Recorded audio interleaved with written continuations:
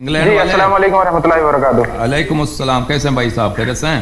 जी अल्लाह और उसके रसूल का बेइंतहा फज़ल करम है। आप खैरियत से हैं? मौला का करम, आका का करम, बहुत मेहरबानी आप। अल्लाह यारी साहब, मेरा नाम मोहम्मद हाफिज कादरी है। मैं वैसे इंडिया से हूँ, लेकिन स्टडीज मास्टर स्टडीज के लिए मैं यूके आया हूँ रिसेंटली। तो जनाब। मेरा आपसे कुछ सवालात, वैसे तो सवालात ज्यादा थे, लेकिन वाक़े की मतलब नज़ाकत को देखते हुए मैं आपको चंद सवालात रखूंगा, अगर आपकी इजाजत है तो। जी बिल्कुल। हाँ तो अल्लाह यारी साहब, मेरा पहला सवाल ये था, ये जो शिया हजरात मतलब जो अज़ादारी जो करते हैं मौला हसन या हो या फिर मौला हुसैन की याद में रज़ियल्लाहु ताला अन्हु, ये इस तरीके से जायज है कि वही तलवारें लेते हुए अपनी पीठ को चीर लें या फिर सर फाड़ लें? क्या इसकी इजाजत है? क्या इसके ऊपर अहले बैत ने इसके ऊपर कोई राय पेश की है? अगर आप मुझे बता दें तो मेरे इल्म में इजाफा हो जाएगा। जी देखें, हमारे अहादीस में, बहुत ज़्यादा अहादीस में ये आया है कि आप अहले बैत अलैहिमुस्सलातु वस्सलाम के मुसीबत में क्या करें, जज़ा का इजहार करें, जज़ा का इजहार करें। जज़ा बोलते हैं बेकरारी को। जी मैं आपको कुछ हदीस दिखाऊँ, अहादीस आपको दिखाते हैं कुछ। अजीज़ो, ये किताब कामिलुज़्ज़ियारात, कामिलुज़्ज़ियारात यहाँ पर ये बहुत ही मोतबर किताब है। आप जानते हैं कि हमारे कुतुब में कामिलुज़्ज़ियारात जो किताब है इब्न खुलवई की, नहायत ही मोतबर किताब है। और हत्ता के मुज्तहिदीन, बहुत सारे मुज्तहिदीन हैं कि सब इसके सब हदीस को सही मानते हैं और उसके तरीक़ में जो रावी हैं उन सब की तौसीक़ सिक़ा मानते हैं। अच्छा, इस किताब में ये कामिलुज़्ज़ियारात है ये किताब। यहाँ पे मैं आपकी खिदमत में अर्ज़ करूँ कि यहाँ पे अहादीस तो बहुत सारे हैं जज़ा के मुतालिक। मैं एक हदीस आपको दिखाऊँ, अल्लाह आपका भला करे। ये है, ये एक बहुत ही तवील हदीस है कि सफ़ा नंबर 325 में ये इमाम बाक़िर अलैहिस्सलातु वस्सलाम से हदीस है। ये सफ़ा नंबर 325, या ये हदीस जो है मन ज़ार अल हुसैन अलैहिस्सलाम यौम आशूरा हत्ता यदिल्ल इंदहु बाकियन लक़ियल्लाह अज़्ज़ व जल्ल बिथवाब अल्फ़ै अल्फ़ हिज्जा व अल्फ़ै अल्फ़ उम्रा व अल्फ़ै अल्फ़ ग़ज़वा व सवाब कुल्ल हिज्जतिन व उम्रतिन व ग़ज़वतिन कथवाब मन हज्ज व अतमर व ग़ज़ा मअ रसूलिल्लाह सल्लल्लाहु अलैहि वसल्लम। कि जो शख्स रोज़ आशूरा इमाम हुसैन अलैहिस्सलातु वस्सलाम की ज़ियारत करे और उस दिन वहाँ पे बहुत रोए, गिरिया करे करबला में, तो वो रोज़ क़यामत उसकी सवाब क्या होगा? वो उसका सवाब यह होगा कि 2 मिलियन हज, 2 मिलियन उम्रा और 2 मिलियन जिहाद जो उसने रसूलुल्लाह सल्लल्लाहु अलैहि वसल्लम और अइम्मा ताहरीन अलैहिस्सलाम की सोहबत में या हो, उसका इतना सवाब होगा। यानी इसका कोई अंदाज़ा ही नहीं है।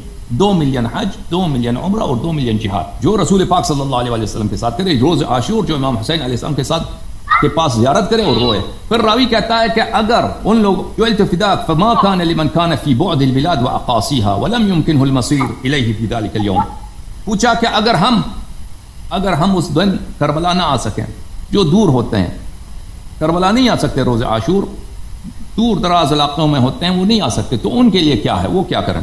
तो इमाम अलैहिस्सलाम ने फरमाया कि उस दिन बरज़ इला सहरा, तो उस आप पे लाजिम यह है कि अगर आप यही सवाब चाहते हैं तो आप बाहर सहरा में निकल जाएं। और साद सतहन मुर्तफ़अन फी दारिही, या अपने घर की छत पे, आप बुलंद जो छत है उस पे जाएं और वहाँ पे जाके सलाम करें इमाम हुसैन अलैहिस्सलाम को, और उस इमाम हुसैन के कातिल पे बहुत लानत करें, और उसके बाद 2 रकत नमाज पढ़ें।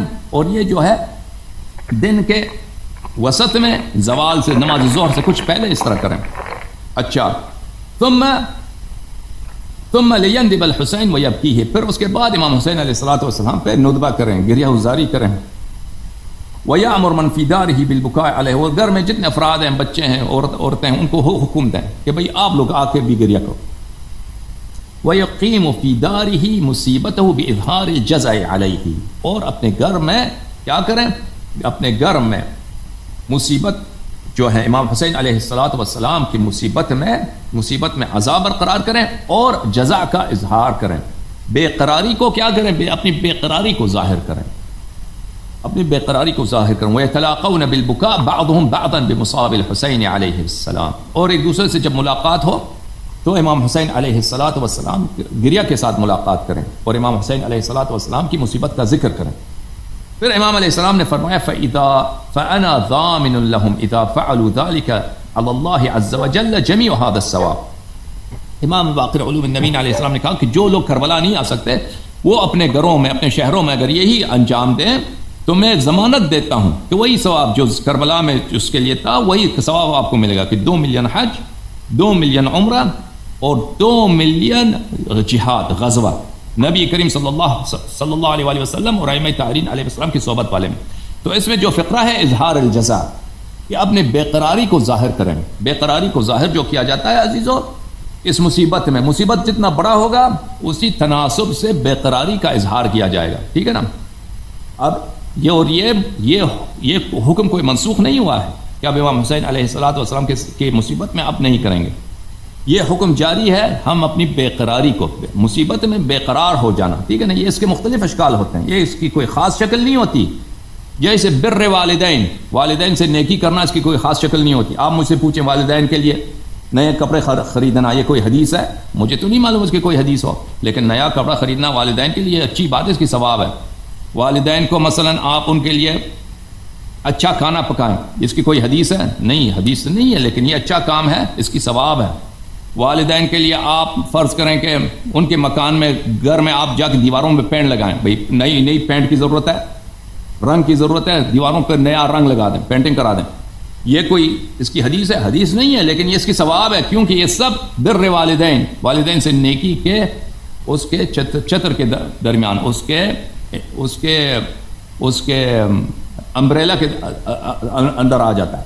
تو یہ جب آپ کو پتہ چل گیا، اسی طرح اظہار جزع جو ہے امام حسین علیہ السلام کے لیے بے قراری کا اظہار کرو. بے قراری کا اظہار کرنا اس کی کوئی خاص شکل نہیں ہوتی ہے. چہرے پہ تمانچہ مارنا یہ بے قراری ہے، سر پہ تپڑ مارنا بے قراری ہے، سر پہ خاک پھینکنا یہ بے قراری ہے، سینے پہ مارنا یہ بے قراری ہے، پشت پہ زنجیر مارنا بے قراری ہے، پشت سے پیٹھ سے خون بہانا یہ بے قراری ہے. ٹھیک ہے نا. یہ سب بے قراری ہے اس مصیبت کے لیے، اس بہت عظیم مصیبت کے لیے جو نبی کریم صلی اللہ علیہ وآلہ وسلم کے آل پر، ان کے اہل بیت پر اسی امت نے، یہود نے نہیں کیا، نصارہ نے نہیں کیا، صحابہ نے اور تابعین نے مل کر اہل بیت طاہرین علیہ الصلوۃ والسلام پہ کیا ہے. اسی مصیبت کی غم میں اہل بیت علیہ السلام نے حکم دیا ہے کہ آپ بے قراری کا اظہار کریں. اب بے قراری کی مختلف صورتیں ہیں، ٹھیک ہے نا. تو جیسے کہ بر والدین کی مختلف صورتیں ہیں، تو لہذا یہ بے قراری، اس کی روایت بہت زیادہ ہیں، میں نے ایک روایت دکھائی ہے. اچھا، اب کوئی مزید سوال ہے بھائی؟ پوچھیں. ہاں جی ٹھیک ہے. میرا دوسرا سوال یہ تھا لہرے صاحب، یہ جو مولا حسن رضی اللہ تعالیٰ عنہ کی جو صلح ہوئی تھی معاویہ بن سفیان سے، کیا یہ صلح کی جو شرائط ہیں حدیث کی کتابات میں درج کی گئی ہیں؟ مطلب محدثین نے یہ شرائط لی ہیں یا پھر یہ صرف خالی تاریخ کی کتابات کی حد تک ہی محدود رہ گئی ہیں؟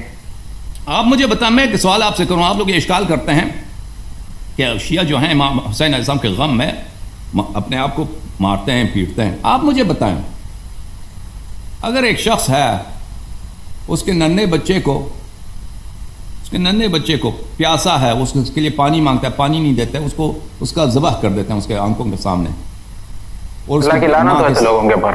ہاں نہیں، وہ باپ کیسا روئے گا؟ آپ مجھے بتائیں. وہ ماں کیسے روئے گی؟ آپ مجھے بتائیں. وہ بیان نہیں کر سکتے، وہ غمزدہ سینیریو ہے. اگر وہ پیٹے اپنے آپ کو، آپ اس کو ملامت کریں گے؟ جی یہ تو بہت مطلب سنجیدگی کی بات ہے. بہت.